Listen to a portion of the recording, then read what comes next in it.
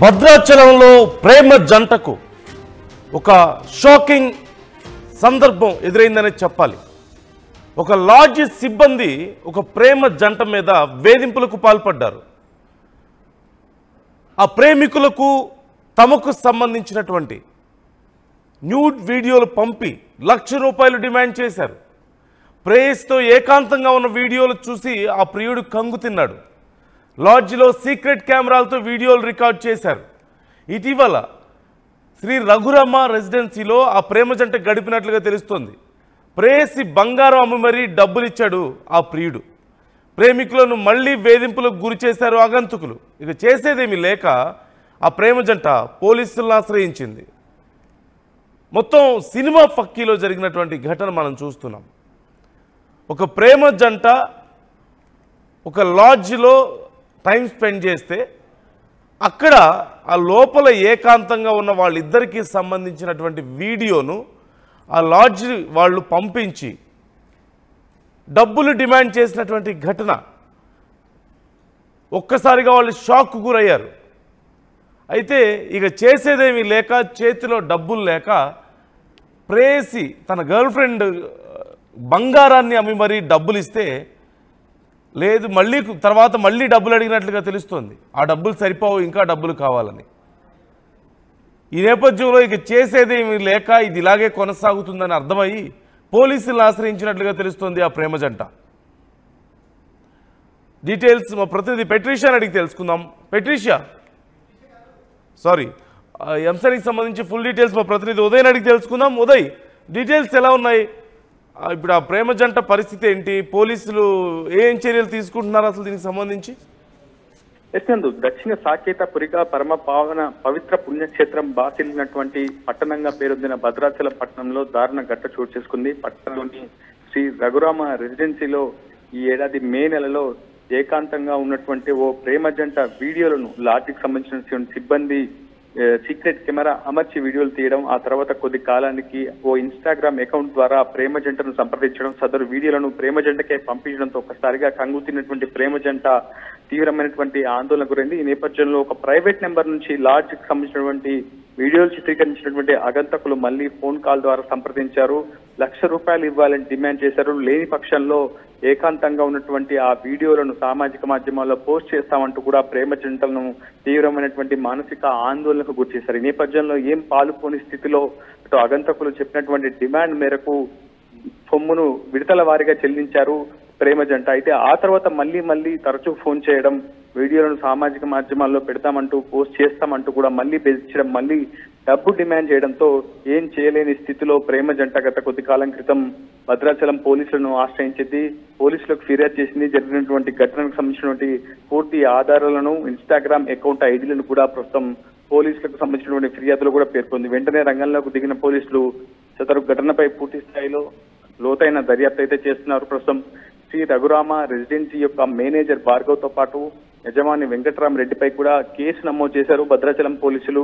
గతంలో ఇటువంటి ఘటనలు ఏమైనా జరిగాయా, లేదంటే ఈ ఘటననే పూర్తి స్థాయిలో లోతైనటువంటి దర్యాప్తు చేయాలనే అంశంపై పలు కోణాల్లో కూడా ప్రస్తుతం భద్రాచలం పోలీసులు విచారణ అయితే చేపడుతున్నటువంటి పరిస్థితి. ప్రస్తుతం ప్రేమ జంట వివరాలను మాత్రం పోలీసులు బహిరంగంగా పరచడానికి అయితే పూర్తిగా సుముఖత వ్యక్తం చేయట్లేదు. గోప్యంగా ఉంచి ప్రస్తుతం ఘటనపై కేసు నమోదు చేసి దర్యాప్తు చేపడుతున్నామని చెప్తున్నారు. దర్యాప్తు పూర్తయిన తర్వాత పూర్తి విషయాలు మీడియాకు వెల్లడిస్తామని చెప్తున్నారు. ప్రస్తుతం ఇద్దరు నిందితులను అదుపులోకి తీసుకున్నట్లు మనకు సమాచారం అయితే అందుతుంది. అయితే మేనేజర్ భార్గవే ఈ వ్యవహారాన్ని నడిపించారా, లాడ్జుల్లో హోటల్ గదుల్లో సీక్రెట్ కెమెరాలను అమర్చి వీడియోలు చిత్రీకరించడం అంశంపై కూడా పూర్తి విషయాలు తెలియాల్సి ఉంది. భద్రాచలం పట్టణానికి సుదూర ప్రాంతాల నుంచి చాలా మంది రామభక్తులు తల్లి వస్తుంటారు కుటుంబాలతోటి.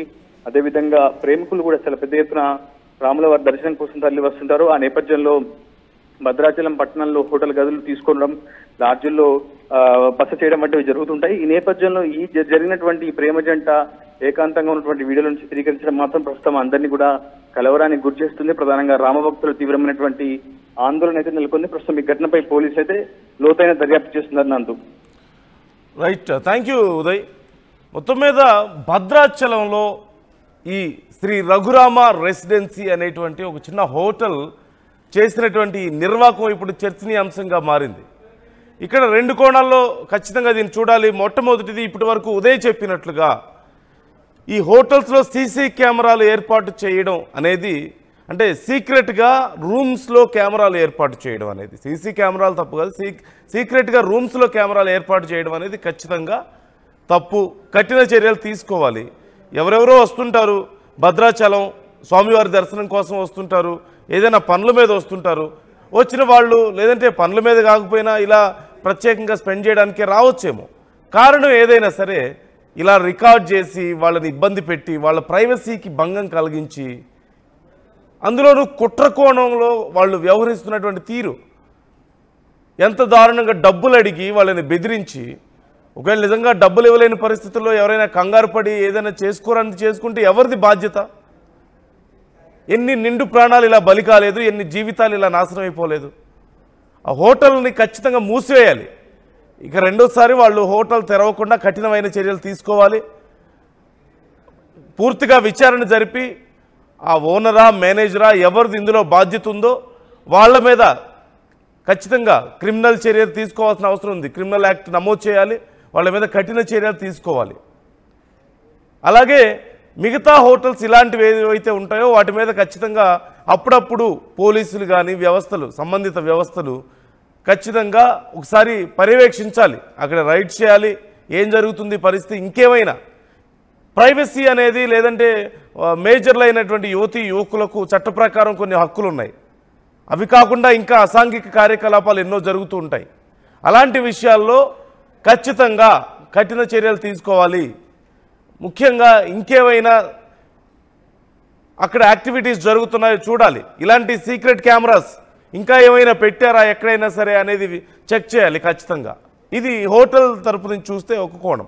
మరోవైపు నుంచి చూస్తే ఖచ్చితంగా ఇలా జంటలు ఎవరైనా సరే మీ ప్రైవసీ తప్పేం కాదు, అది చట్ట ప్రకారం మీకున్నటువంటి హక్కుల ప్రకారం మీరు మీ ఇష్టం అది. కాకపోతే వెళ్ళే ముందు ఎక్కడికి వెళ్తున్నాం, ఎలాంటి ప్లేస్కి వెళ్తున్నాం, అలాంటి ప్లేసుల్లో మనకి సేఫ్టీ ఎంత అనేది ఖచ్చితంగా చెక్ చేసుకోవాలి.